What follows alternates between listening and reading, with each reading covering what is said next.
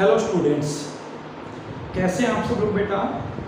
I hope आप लोग बहुत बहुत अच्छे होंगे।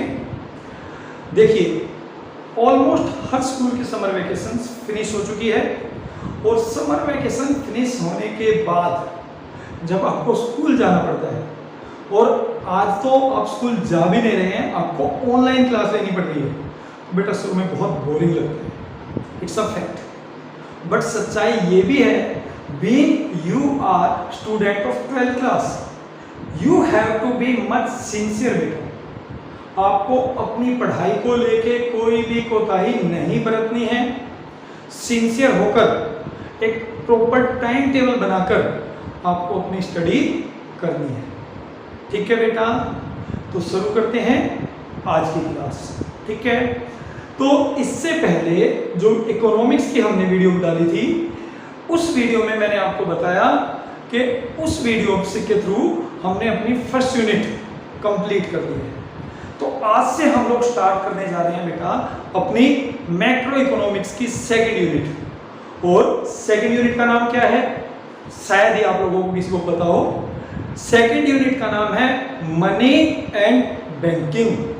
Money and banking total 2 chapters हैं और बहुत छोटे छोटे आसान से चैप्टर हैं, आप लोगों को बहुत आसानी से समझ में आ जाएगा।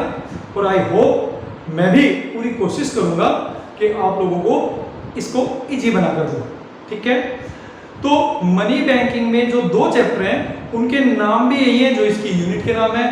पहले चैप्टर का नाम है मनी और दूसरे चैप्टर का नाम है बेटा banking. Money and banking unit total 7 marks की है, जिसमें नॉर्मली बेटा 3 क्वेश्चन आते हैं। एक क्वेश्चन 1 मार्क्स का एमसीक्यू, ट्रू फॉल्स कुछ भी हो सकता है। 2 क्वेश्चन नॉर्मली 3 मार्क्स के आते हैं, या फिर 2 क्वेश्चन आ सकते हैं 3 और 4 मार्क्स के। और जैसे जैसे हम लोग ये चैप्टर स्टडी करेंगे तो मैं बताऊंगा भी कि which one is the most important questions in this chapter. ठीक है, तो उसके लिए आपको इस वीडियो को बड़े ध्यान से देखना पड़ेगा और अंत तक जरूर देखना। ठीक है, अंत में मैं कुछ क्वेश्चंस भी पूछूंगा और साथ साथ आपको ये भी बताऊंगा कि जितना हमने आज स्टडी किया है उसमें कौन सा वो इंपॉर्टेंट क्वेश्चन है जो ज्यादातर पूछा जाता है। ठीक है बेटा, तो स्टार्ट करते हैं सेकंड यूनिट का पहला चैप्टर जिसका नाम है बेटा मनी। जिसका नाम है बेटा मनी।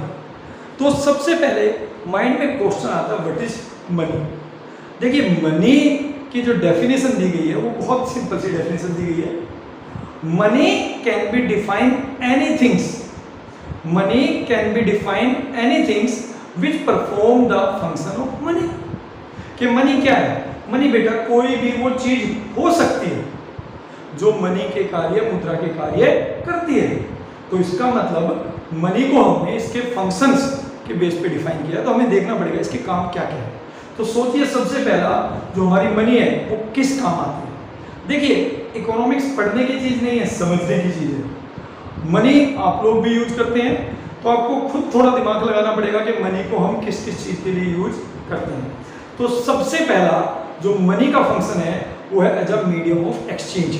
और सबसे पहले जो डिफाइन किया गया था वो ऐसे ही किया गया था कि money is a things which is used as a medium of exchange. As a medium of exchange कि मनी वो वस्तु होती है जो लेन देन के काम आती है, जो लेन देन के काम आती है। बट इसके साथ साथ मनी और भी कई सारे फंक्शन परफॉर्म करती है, जैसे कि in terms of money we can measure all the goods and services. We have a common unit जिसमें कि आज के टाइम पे हम अपनी सारी गुड्स की वैल्यू को मेजर करते हैं, वो मनी है। ठीक है, money can be used as a store of value. Money के रूप में हम वैल्यू को स्टोर भी कर सकते हैं, मींस सेविंग भी कर सकते हैं, बहुत सिंपल लैंग्वेज में। ठीक है, इसके अलावा money can be used for the settlement of deferred payment. Deferred का मतलब होता है फ्यूचर की पेमेंट, जिसकी पेमेंट हमें फ्यूचर में करनी है। तो मनी की जो पहले मैंने डेफिनेशन बताई आपको as a medium of exchange, वो बहुत नैरो कॉन्सेप्ट है। तो हम कह सकते हैं money can be anythings which can be used as a medium of exchange, right, as a store of value, right, as a deferred payment, ठीक है, as a unit to measure value of goods and services. तो ये होती है money. खैर वो तो हम बाद में भी बात करेंगे, उससे पहले हम लोग जानना चाहते हैं कि भाई मनी का इवैल्यूएशन कैसे हुआ, मुद्रा का विकास कैसे हुआ। सबसे पहले मनी किस फॉर्म में थी, उसके बाद मनी किस फॉर्म में आई। तो स्टार्ट करते हैं इवैल्यूएशन ऑफ मनी। तो सबसे पहले बेटा बार्टर सिस्टम। बार्टर सिस्टम अरे वही जिसमें हम गुड्स को गुड्स के लिए एक्सचेंज करते हैं और शॉर्ट फॉर्म में बोलते हैं सीसी इकोनॉमी। सीसी इकोनॉमी, ठीक है।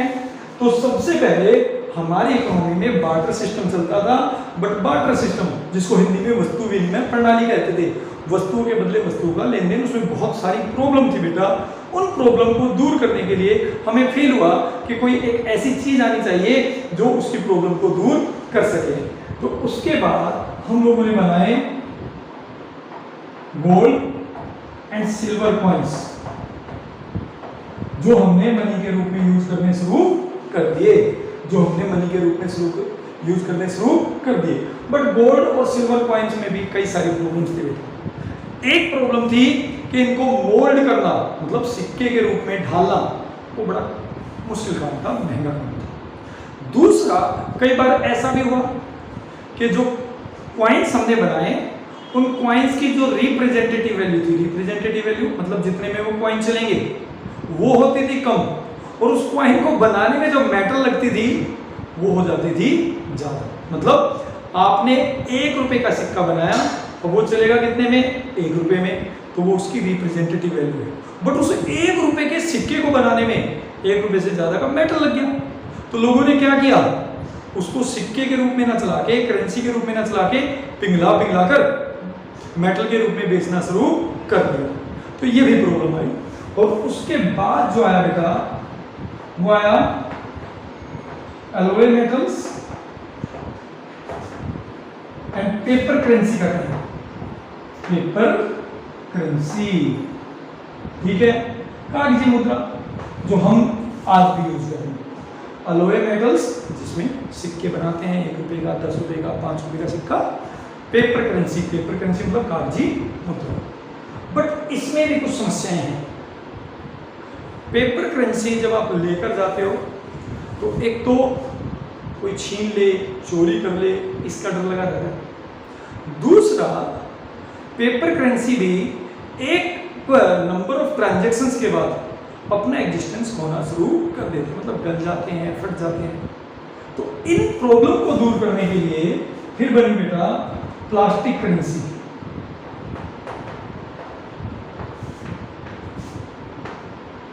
प्लास्टिक करेंसी मतलब डेबिट कार्ड और क्रेडिट कार्ड, और क्रेडिट कार्ड, डेबिट कार्ड और क्रेडिट कार्ड। अब साथ साथ में आपको थोड़ा सा डेबिट कार्ड और क्रेडिट कार्ड के बारे में भी बता देता हूँ। डेबिट कार्ड में ये जरूरी है कि पहले आपके बैंक में पैसा हो, आपके अकाउंट में पैसा होना चाहिए। डेबिट कार्ड से आप केवल उसके बाद ही ट्रांजैक्शन कर सकते हो, ठीक है। आपके अकाउंट से पैसा डेबिट हो जाएगा अगर आप ट्रांजैक्शंस करते हैं, और उसके लिए ये कंडीशन है कि आपके अकाउंट में पैसा हो, ठीक है, जिसको आप एटीएम कम डेबिट कार्ड कहते हैं। दूसरा है क्रेडिट कार्ड। यहाँ पे जो क्रेडिट है, क्रेडिट का मतलब उधार है, लोन, ठीक है। इसमें क्या है, अगर आपके बैंक में पैसा नहीं है, जिस बैंक ने आपका क्रेडिट कार्ड बना के दिया है, कोई इशू नहीं, आपके बिहाफ पर आपका बैंक आपकी ट्रांजैक्शन की पेमेंट कर देगा।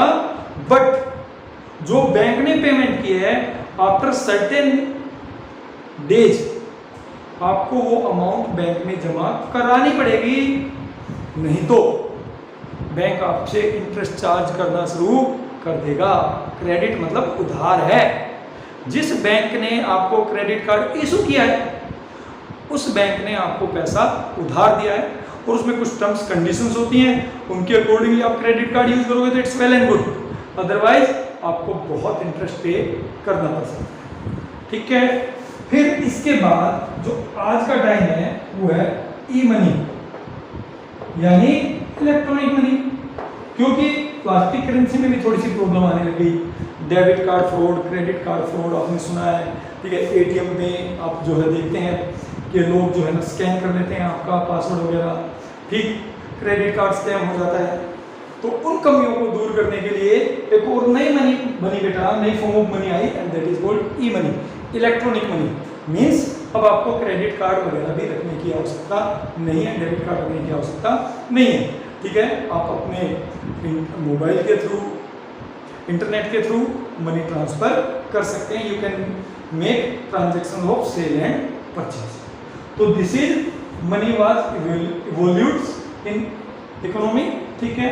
सबसे पहले barter system, gold and silver coins, alloy metals और plastic currency and e money, ठीक है बेटा। इसमें अगर कुछ ना समझ में आए तो आप मुझसे पूछ सकते हैं, ठीक है। इसके बाद बात करेंगे किसकी, बार्टर सिस्टम की। सबसे पहला सिस्टम बार्टर सिस्टम, क्योंकि बार्टर सिस्टम के बाद ही हमें आवश्यकता महसूस हुई मनी की, किसी ऐसी यूनिट की जो इसकी समस्याओं को दूर कर सके। तो इसके लिए हमें पहले समझना पड़ेगा बार्टर सिस्टम क्या है और उसकी प्रॉब्लम क्या है। तो ठीक है बेटा, अब हम लोग बात करते हैं बार्टर सिस्टम की। बार्टर सिस्टम जिसका दूसरा नाम सीसी इकोनॉमी है, commodity to commodity economy. It is a system in which we exchange goods for goods. Barter system या वस्तु विनिमय प्रणाली, विनिमय की वो प्रणाली है जिसमें वस्तुओं का वस्तुओं के बदले लेन देन किया जाता है, ठीक है। जैसे कि अगर मुझे गेहूं चाहिए तो मुझे एक ऐसा व्यक्ति ढूंढना पड़ेगा जो मुझे गेहूं दे सके, बट बदले में मुझसे वो मेरा कपड़ा ले सके। मीन्स मैं कपड़े दूंगा और उसके बदले में मैं उससे गेहूं लूंगा।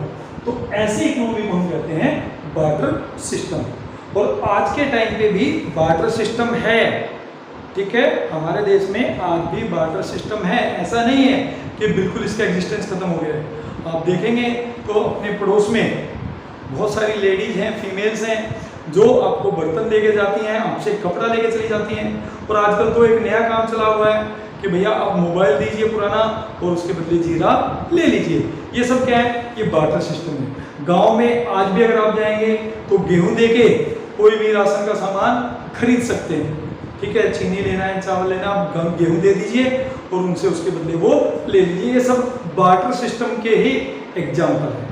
तो बार्टर सिस्टम में सबसे पहले जो प्रॉब्लम है, problem of double coincidence of bonds. Problem of double coincidence of bonds का मतलब होता है बेटा कि मिस्टर एक्स के पास वो वस्तु होनी चाहिए जो मिस्टर वाई चाहता है, और मिस्टर वाई के पास वो वस्तु होनी चाहिए जो मिस्टर एक्स चाहता है। इसी को कहते हैं डबल कोइंसिडेंस, कि एक व्यक्ति की वस्तु दूसरे की आवश्यकता को पूरा करे और दूसरे व्यक्ति की वस्तु पहले व्यक्ति की आवश्यकता को पूरा करे। मींस अगर मेरे पास गेहूं है और मुझे चावल चाहिए तो मुझे एक ऐसा व्यक्ति ढूंढना पड़ेगा जिसको गेहूं की आवश्यकता हो और उसके बदले में वो मुझे चावल दे सके। बट सच्चाई ये है बेटा कि it was a rare situation, ये बहुत रेयर और डिफिकल्ट सिचुएशन हुआ करती थी। डबल कोइंसिडेंस का होना बहुत मुश्किल काम होता था और उसकी वजह से उस टाइम पर जब हम लोग बार्टर सिस्टम यूज करते थे तो जो ट्रांजैक्शंस थी इट वाज वेरी डिफिकल्ट। लेन देन बहुत मुश्किल से होते थे, और लेन देन बहुत मुश्किल से होते थे तो transaction was also very limited. जो ट्रांजैक्शन थी वो बहुत सीमित हुआ करती थी, बहुत लिमिटेड हुआ करती थी, ठीक है। तो सबसे पहली जो प्रॉब्लम आई वो आई problem of double coincidence of bonds. इसमें एक और समस्या है, अगर आप देखें इसमें हम सेल एंड परचेज साइमल्टेनियसली कर रहे हैं, एक साथ कर रहे हैं। आप सेल भी कर रहे हैं उसी टाइम और आप परचेज भी कर रहे हैं। जैसे मैंने गेहूं का एग्जांपल दिया, अगर मैं अपना गेहूं चावल वाले को दे रहा हूं तो मैं अपने गेहूं बेच रहा हूं और साथ में उससे चावल खरीद रहा हूं। तो बार्टर सिस्टम में we can not make separation between the sale and purchase of goods. वो साइमल्टेनियसली ट्रांजैक्शंस होती थी सेल एंड परचेज की, but after evaluation of money ये जो प्रॉब्लम है वो दूर हो गई। आज आपके पास पैसा होना चाहिए, आप कोई भी गुड्स खरीद सकते हैं, और आपको पैसा मिलना चाहिए, आप अपनी कोई भी गुड्स बेच सकते हैं, जिसकी वजह से ट्रांजैक्शन इजी हो गई। और जब ट्रांजैक्शन इजी हुई तो नंबर ऑफ ट्रांजैक्शंस बढ़ गई, और जब नंबर ऑफ ट्रांजैक्शन बढ़ी तो बेटा लेवल ऑफ जीडीपी भी बढ़ गई। ठीक है, जबकि बार्टर सिस्टम में ट्रांजैक्शन लिमिटेड होती थी तो आउटपुट भी आपका कम होता था, और जब आपका आउटपुट कम होता था तो लेवल ऑफ जीडीपी भी कम होता था। क्लियर है? दूसरी प्रॉब्लम है बेटा lack of storage of value. In barter system we can not store the values. आज के टाइम पे 2 लाख रुपए लेके जाना कौन सा मुश्किल काम है बेटा? 2 लाख रुपए आज के टाइम पे एक इंसान अपनी जेब में रख के 2-2 हजार के 100 नोट लेके कहीं भी घूम सकता है। बट सोच के देखिए, अगर 2 लाख रुपए की वर्थ आपको गुड्स के रूप में स्टोर करनी है तो आप कैसे स्टोर करेंगे? मान लीजिए you are a producer of onions, और आपको 2 लाख रुपए की वर्थ की अनियन स्टोर करनी है। How you will store it? You need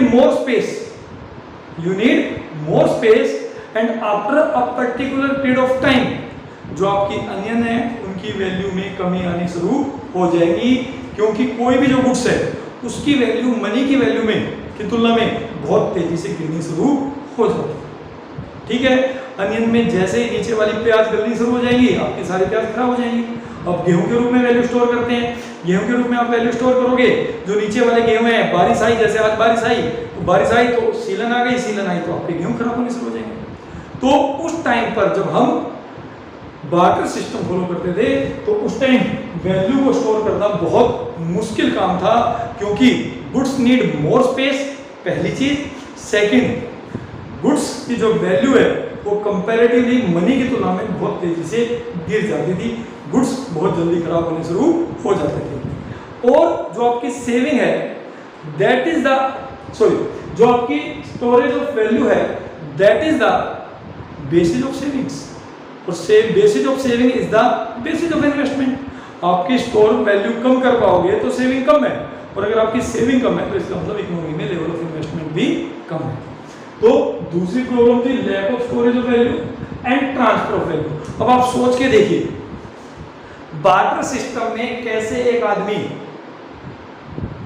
goods के रूप में वैल्यू को एक जगह से दूसरी जगह ट्रांसफर करता हो। क्या वो व्यक्ति गेहूं की बोरी उठाकर गांव-गांव घूमता होगा, भैया गेहूं ले लो चावल दे दो, गेहूं ले लो चावल दे दो? क्या पॉसिबल है? और क्या जरूरी है वो आदमी जिसको गेहूं चाहिए और उसके पास चावल सरप्लस में हो, वो उसको एक गांव में मिल जाए, 2 गांव में मिल जाए, या 1 दिन में मिल जाए, 10 दिन में मिल जाए? These are the problem of barter system. How you will transfer the value?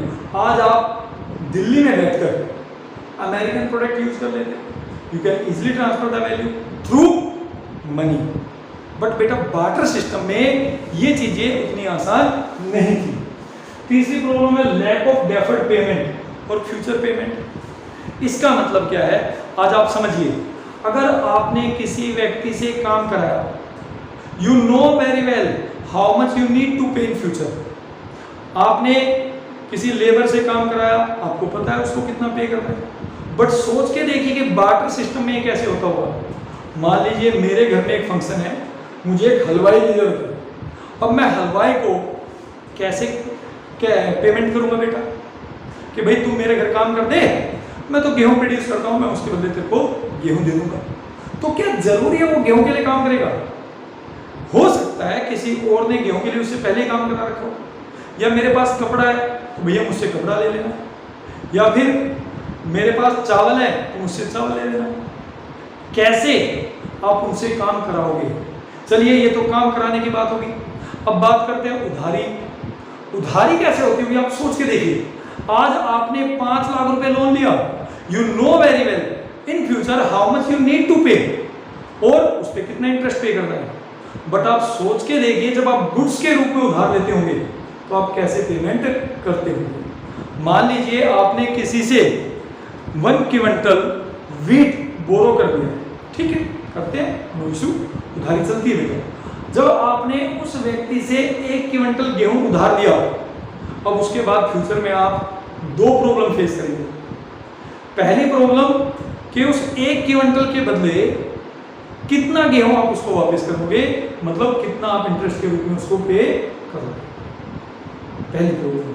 चलिए ये भी आप मान लीजिए हो जाती है सोल्व कि भाई 1 क्विंटल लिया है तो उसके बदले 10 किलो गेहूं में एक्स्ट्रा लूंगा, राइट, हो गई solve. But can you provide the same quality wheat in returns जो आपने बोरो किया था? ये भी दो प्रॉब्लम आएगी बेटा। हो सकता है उसने आपसे बहुत अच्छी क्वालिटी का गेहूं दिया हो, आपके पास उतनी अच्छी क्वालिटी का गेहूं ना हो सकता है आप उसको बहुत अच्छी क्वालिटी का गेहूं दे रहे हो, उसका गेहूं अच्छी क्वालिटी का ना हो, तो how you will settle this problem? तो ये प्रॉब्लम भी बार्टर सिस्टम में आती थी, मींस जो फ्यूचर के लेन देन है, जो उधारी के लेन देन है, वो आप नहीं कर पाते थे। Fourth, lack of common unit of value. बेटा आप समझिए, आज आप मार्केट जाते हैं, आपने पूछा भैया मैंगो कितने रुपए किलो, दूध लेने गए, आपने पूछा दूध कितने रुपए लीटर, ठीक है। ब्रेड लेने गए, आपने पूछा ब्रेड कितने रुपए का पैकेट है। आज आप जब कोई भी चीज लेने जाते हैं तो उसकी वैल्यू एक कॉमन यूनिट में मेजर की जाती है, जिसको हम कहते हैं मनी, जिसको हम कहते हैं मनी। बट सोच के देखिए, जब बार्टर सिस्टम होता होगा तब कैसे ट्रांजैक्शंस होती होंगी? भैया मैं तो एक फार्मर हूं, मैं गेहूं प्रोड्यूस करता हूं, अब मेरे लिए जो मनी है, मेरा गेहूं है, उस गेहूं को देके मुझे अपनी आवश्यकता की वस्तुएं खरीदनी है। क्या कहूंगा मैं कि भैया 1 किलो गेहूं के बदले आधा किलो चावल, 1 किलो गेहूं के बदले आधा मीटर कपड़ा, 1 किलो गेहूं के बदले आधा kilo ghee. How you will define your goods in terms of another goods? It was a very big problem because we don't have any common unit. Every producer, चाहे वो गेहूं प्रोड्यूस करने वाला होगा, चाहे वो कपड़ा प्रोड्यूस करने वाला होगा, चाहे वो राइस प्रोड्यूस करने वाला होगा, हर प्रोड्यूसर को अपनी गुड्स को दूसरे गुड्स के रूप में डिफाइन करना पड़ता, ठीक है। और यहाँ सोच के देखिए बेटा, आपको कुछ आइटम ऐसे भी लेने पड़ते हैं जो इंडिविजुअल है। मान लीजिए मुझे एक गाय खरीदनी है, ठीक है, बट मेरे पास जो है 2 क्विंटल गेहूं, उस टाइम पे गाय भी जो मिलती होगी, गेहूं कपड़ा जो भी आप प्रोड्यूस करते हो वो देके मिलती होगी बेटा। अब मैंने उससे पूछा भाई गाय कितने की, उसने कहा 4 क्विंटल गेहूं, मेरे पास 2 क्विंटल गेहूं है, तो क्या मैं उसको हाफ ले सकता हूं? क्या ये पॉसिबल है? How I will measure the value of goods and services in barter system? Again this is a very big problem, ठीक है बेटा। तो यहां पर इन सभी प्रॉब्लम को दूर किया मनी ने। यहां पर money work as a function of medium of exchange, money को मीडियम ऑफ एक्सचेंज के रूप में यूज किया गया। यहां पर lack of storage of value, ठीक है, गुड्स के रूप में हम वैल्यू स्टोर नहीं कर सकते थे, बट मनी के आने के बाद स्टोरेज ऑफ वैल्यू बहुत आसान हो गई। और जब स्टोरेज ऑफ वैल्यू आसान हुई बेटा, तो सेविंग्स बढ़ी, और जब सेविंग्स बढ़ी तो इकोनॉमी में लेवल ऑफ इन्वेस्टमेंट भी बढ़ गया। और यहाँ पर जो प्रॉब्लम दूर हुई उसकी वजह से लेवल ऑफ आउटपुट भी बढ़ गया, और लेवल ऑफ आउटपुट बढ़ा तो बेटा जीडीपी भी बढ़ गया। In the same manner lack of deferred payment, future contractual payment, money के आने के बाद वो समस्या भी दूर हो गई। अब आपको बहुत आसानी से पता है कि आपको किसी व्यक्ति से काम कराने के बदले कितना पैसा भुगतान करना है, ठीक है। आपको पता है कि अगर आपने ये लोन लिया है तो इसका कितना अमाउंट आपको पे करना है, ठीक है, उसके बदले कितना इंटरेस्ट आपको पे करना है। Lack of common unit, money के आने के बाद ये प्रॉब्लम भी दूर हो गई। Money work as a common unit for the measurement of value of all the goods and services. आज हर गुड्स और सर्विसेज को आपने मनी के रूप में डिफाइन कर रखा है, ठीक है। These were the problems of barter system and I told you how money remove these problem, ठीक है बेटा। तो आज जो हमने इस वीडियो में पढ़ा वो केवल यही पढ़ा कि मनी क्या था, मनी का वैल्यूएशन कैसे हुआ, और इसके अलावा what was the barter system and what were the drawbacks of the barter system, problem of the barter system, ठीक है। नेक्स्ट वीडियो इसमें हम लोग इस चैप्टर को कंप्लीट करने की पूरी कोशिश करेंगे। अब बात करते हैं बेटा क्वेश्चंस की। लास्ट में 3 क्वेश्चंस मैं पूछता हूं, आपको पता है, ठीक है। तो सबसे पहले what is known as double coincidence of polls. What is double coincidence of polls? पहली प्रॉब्लम। दूसरी प्रॉब्लम बेटा कि बार्टर सिस्टम में जो lack of common unit of value है उसकी वजह से इकोनॉमी में क्या प्रॉब्लम होती थी। ठीक है। तीसरा जो क्वेश्चन है बेटा कि मनी के आने से जो डेफर्ड पे फ्यूचर पेमेंट है उसकी प्रॉब्लम कैसे दूर हो गई। ठीक है, समझ में आया? इन क्वेश्चंस का आंसर आपको देना है। और इस टॉपिक में जो आज हमने पढ़ा है, जो ये barter problem of barter system है, this is the important one. Important, not very important. ठीक है, this is the important one. ठीक है, वेरी इंपॉर्टेंट अभी इसमें आना है नेक्स्ट वीडियो में। ठीक है, तब तक के लिए bye, take care, stay home और स्टे सेफ। पढ़ाई करनी है, मन लगाकर करनी है, 12th में हो, ये याद रखना है। Bye, take care.